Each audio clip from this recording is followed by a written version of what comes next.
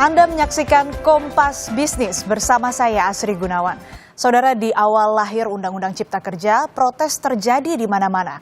Kekhawatiran buruh saat itu adalah tentang hak pesangon yang lebih kecil, kemudian cuti yang dipangkas, serta jam kerja yang lebih panjang karena dianggap menguntungkan produksi, dan kekhawatiran banyak pekerja yang direkrut secara kontrak bukan karyawan tetap.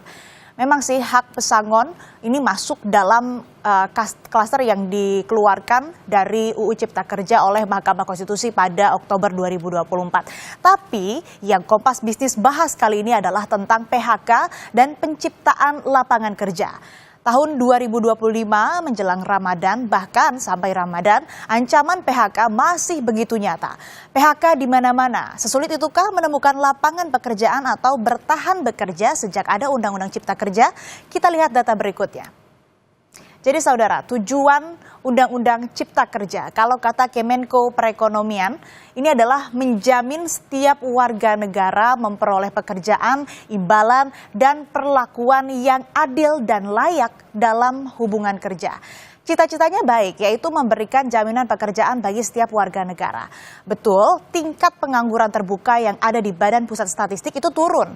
Tetapi kalau dibedah datanya, pada tahun 2024 saja 18,4 juta pekerja berusia 15 sampai 24 tahun di Indonesia, 45% diantaranya bekerja di sektor informal. Bahkan ada juga yang menarik saudara, dari kelompok anak muda yang bekerja informal itu lebih dari 60% berstatus pekerja keluarga tak dibayar. Siapa sih yang nggak mau kerja di sektor informal, di sektor formal, gaji dapat, perlindungan hukum juga dapat. Nah, Undang-Undang Cipta Kerja ini kan targetnya mengganda-gandakan investasi hanya antara 2 sampai 3 tahun sehingga lapangan pekerjaan terbuka. Ketika usianya sudah 5 tahun, kenapa justru Indonesia ini menuai badai PHK? Lalu berapa sih rasio investasi terhadap ekonomi Indonesia dengan rata-rata pertumbuhan ekonomi 5,4%? Jawabannya cuma 27%. India dan Vietnam bagaimana? Nah, ini sudah di atas 32%. Kita ke data berikutnya yaitu PHK selama bulan Januari sampai dengan Februari di tahun ini, di tahun 2025. Nah, di perusahaan tekstil di wilayah Sumedang ada 700 pekerja yang terkena PHK.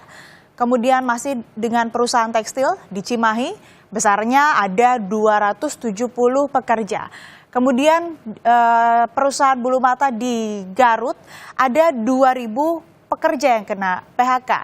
Perusahaan sawit di Kalimantan Barat ini sebesar 2.000 juga, angkanya sangat besar. Kemudian di perusahaan jasa pengiriman di Jakarta ada 1.000 pekerja yang terkena PHK.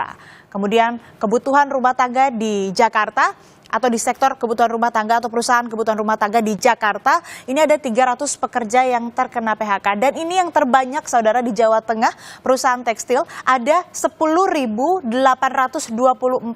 pekerja yang terkena PHK. Nah saudara, kalau kita lihat juga bagaimana kemudian tren PHK secara tahunan, 3 tahun terakhir kita lihat datanya. Ini angkanya cukup fantastis. Angka ini bukan cuma angka, tapi ini adalah jumlah pekerja yang terkena PHK. Di tahun 2022 ada 25.114 pekerja yang terkena PHK. Kemudian di tahun 2023 naik lagi angkanya menjadi 64.855 pekerja yang terkena PHK. Dan terakhir di tahun kemarin, tahun 2024, kembali naik, bahkan mencapai 80.000 pekerja yang terkena PHK. Ini didominasi di sektor manufaktur, tekstil, dan alas kaki. Nah saudara, Kongres Aliansi Serikat Buruh Indonesia Kabupaten Cirebon ini melakukan aksi unjuk rasa setelah adanya pemutusan hubungan kerja massal pabrik alas kaki Yihong Novatex Indonesia. Unjuk rasa Kongres Aliansi Serikat Buruh Indonesia Kabupaten Cirebon di depan kantor Bupati diwarnai kericuhan pada Selasa 11 Maret 2025. Koordinator Aksi Kongres Aliansi Serikat Buruh Indonesia atau KASBI, Suryana, bilang 10 Maret 2025, Yihong Novatex Indonesia telah melakukan PHK sepihak pada sekitar 1.500 pekerja. Setelah terjadinya kericuhan, pemerintah Kabupaten Cirebon menemui perwakilan buruh dan berjanji akan melakukan mediasi dengan perusahaan. Kan PHK sepihak ya Pak. Dan PHK sepihak kita kenapa dia cuma mengelabui kita karena iming-iming public pilot apalah, sementara dia tidak bisa membuktikan itu gitu. Dan harapan kami cuma pengen seluruh karyawan PT Yihong yang jumlahnya 1.000 lebih itu dipekerjakan kembali secepatnya. Cukup banyak di PT Yihong, informasi dari teman-teman pekerja tuh sekitar 1.126. Tapi kita lihat juga data di BPJS-nya, data di kami juga ada beberapa pekerja sebetulnya, dan mungkin kita juga konfirmasi juga ke pihak manajemen seperti apa sih yang terjadi di sana. Terima kasih Anda masih menyaksikan Kompas Bisnis bersama saya Asri Gunawan. Saudara, tren PHK di industri padat karya terus meningkat. Bulan Ramadan atau jelang Lebaran, sejumlah pekerja kehilangan sumber penghidupan. Lebih lengkap soal ancaman badai PHK sudah bergabung Direktur Kebijakan Publik Selios Media Wahyudi Askar. Selamat pagi Mas Media, apa kabar? Selamat pagi Mbak, kabar baik. Mas, Indonesia ini kan darurat sekali badai PHK di bulan Ramadan. Bahkan ini kan kalau kita lihat trennya secara tahunan terus naik. Nah, kalau kita lihat juga bukannya udah ada imunitas anti PHK ya lewat Undang-Undang Cipta Kerja di tahun 2020? Iya betul sekali, Undang-Undang Penciptaan Lapangan Kerja, Undang-Undang Cilaka ya, ini malah bikin cilaka gitu ya, karena ada banyak faktor yang kemudian menyebabkan terjadinya masalah struktural karena kekacauan regulasi. Secara teori, PHK itu disebabkan oleh beberapa hal, mulai dari faktor struktural, kebijakan fiskal, hingga kebijakan moneter juga bahkan. Nah, hari ini kita menghadapi gejolak ekonomi yang juga cukup signifikan, yaitu perlambatan ekonomi. Kita mengalami deflasi pertama selama 25 tahun terakhir, sehingga ini menggambarkan banyaknya investor ya dan pelaku usaha yang akhirnya menunda ekspansi karena pelambatan ekonomi, sehingga juga memperlambat penciptaan lapangan kerja baru. Pada saat yang bersamaan, regulasi yang ada justru juga tidak mendukung daya saing dari sektor usaha kita. Jadi kalau tadi disebutkan bahwa UU Cipta Kerja itu kan istilahnya definisinya itu harus adil dan layak ya. Dan saat ini kenyataannya banyak kerja-kerja yang tidak layak. Salah satu implikasi Undang-Undang Cipta Kerja itu adalah banyaknya tenaga kerja outsourcing. Dan ini jadi hal yang problematik hari ini. Industri tekstil dan manufaktur misalkan, banyak perusahaan di sektor manufaktur karena Undang-Undang Cipta Kerja tadi mulai beralih ke sistem kontrak atau outsourcing. Dan mereka melakukan ini agar bisa menghemat operasionalisasinya. Tetapi implikasinya adalah banyak perusahaan garment, tekstil, dan manufaktur kemudian mengganti ke pekerja kontrak dan mem-PHK pekerja-pekerja yang sudah lama bekerja atau pekerja permanen. Jadi ini yang juga sangat disayangkan ya, implikasi yang tidak diantisipasi dengan baik oleh pemerintah. Selain itu kita juga melihat bahwa memang banyak sekali PHK menjelang Lebaran ini karena menghindari pembayaran THR. Nah, ini juga harus disikapi dengan baik dan ditangani oleh Kementerian Ketenagakerjaan. Badai PHK juga tak terlepas dari tadi yang disebutkan Mas Media, perlambatan ekonomi. Lalu Mas Media, kenapa sih Undang-Undang Cipta Kerja ini bisa dibilang melempem lah atau tidak ampuh dalam menarik investasi? Nah, investasi ini kan banyak mengalir ke padat modal, bukan padat karya. Masalahnya di mana? Pertama, masalahnya UU Cipta Kerja itu mengalami banyak revisi dan gugatan. Jadi ini menciptakan ketidakpastian hukum bagi investor. Jadi mereka juga akhirnya ragu menanamkan modal di Indonesia. Kedua, kualitas investasi kita emang buruk sekali. Jadi persoalannya bukan hanya di regulasinya. Dan ibarat kata kita hari ini tuh makannya banyak, tapi berat badan kita nggak naik karena terlalu banyak cacing di dalam perut negara ini. Apa itu? Yaitu korupsi. Dan korupsi itu membuat investor berpikir 100 kali untuk masuk ke Indonesia. Jadi ada yang bilang Vietnam lebih kompetitif dari segi regulasi, tidak sepenuhnya salah, tetapi sebetulnya ini hanya faktor ke-10 mungkin ya. Karena faktor utama kenapa investor ragu masuk ke Indonesia karena banyaknya pejabat yang korup. Dan kita menyaksikan ini juga akhirnya membawa dampak signifikan kepada angka investasi ke Indonesia. Belum lagi birokrasi yang tidak efisien. Karena kalau kita lihat investasi beberapa tahun terakhir banyak bandara yang sepi, kemudian IKN juga berpotensi bermasalah gitu ya karena minimnya investor. Sehingga kalau kita tanya ke investor kenapa mereka ragu masuk ke Indonesia, karena hampir semua proyek itu tidak melewati tender. Sebagian besar diberikan kepada BUMN dan harganya mahal.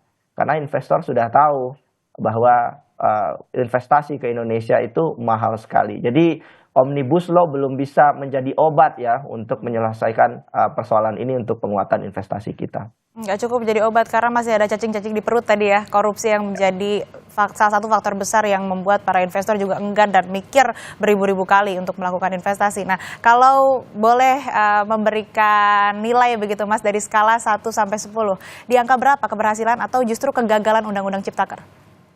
Ya, saya terlibat sekali cukup intens dalam penyusunan Undang Ciptaker ya. Dan pada proses awalnya sudah gagal. Jadi saya juga tidak kaget pada saat implementasi juga banyak masalah. Jadi mungkin hanya 3 dari 10 ya. Dan ini harus kita selesaikan.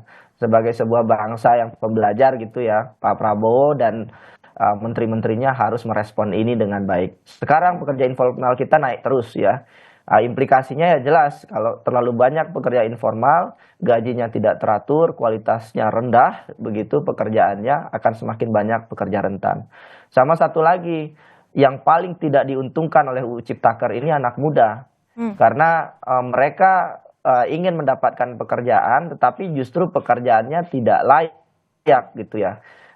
Mereka akhirnya juga tidak bisa menjadi karyawan tetap, mereka juga dibayar dengan murah, dengan skill yang sebetulnya mereka bisa terserap dengan baik di lapangan kerja, tapi karena Undang-Undang Ciptaker ini cenderung lebih banyak menguntungkan pengusaha, akhirnya banyak juga saudara-saudara kita anak muda yang tidak diuntungkan. Itu kenapa yang memicu juga kemarin hashtag kabur aja dulu, karena regulasi ketenaga kerjaan di Indonesia belum cukup baik dan dianggap berpihak kepada keberlanjutan dan anak muda di Indonesia.